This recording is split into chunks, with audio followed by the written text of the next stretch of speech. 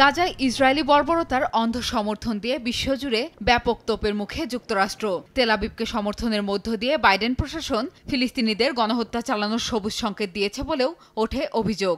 এসব অসন্তোষকে কেন্দ্র করে নিজ দেশেও বিপাকে সরকার। এর জেরে বিগত কয়েকদিন ধরে ধীরে ধীরে ইসরায়েল ইস্যুতে সুর বদল করতে দেখা গেছে ওয়াশিংটনকে। এমনকি অবিলম্বে সংঘাত বন্ধ করতে নিরাপত্তা পরিষদে আনা প্রস্তাবেও ভেটো দেয়া থেকে বিরত ছিল যুক্তরাষ্ট্র। এতে করে দ্রুতই সংঘাত অবসান হবে বলে আশার সঞ্চার হয়েছিল অনেকের মনে।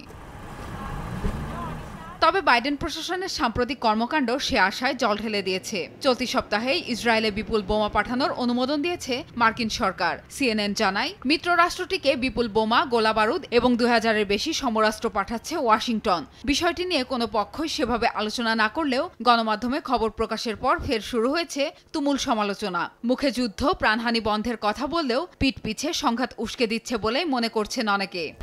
1, 2, 3 ঢাকায় জমি জিতে নিন 100% ক্যাশব্যাক সহ 20 কোটি টাকার পুরস্কার। মার্কিন গণমাধ্যমগুলোর তথ্য অনুযায়ী 2023 সালে অনুমোদিত বার্ষিক সামরিক সহায়তার অংশ হিসেবেই এসব বোমা সরবরাহ করছে ওয়াশিংটন। প্রতি বছর ইহুদি রাষ্ট্রটিকে $380 কোটি সামরিক সহায়তা দেয় যুক্তরাষ্ট্র। প্রিয়াঙ্কা চক্রবর্তী, সময় সংবাদ।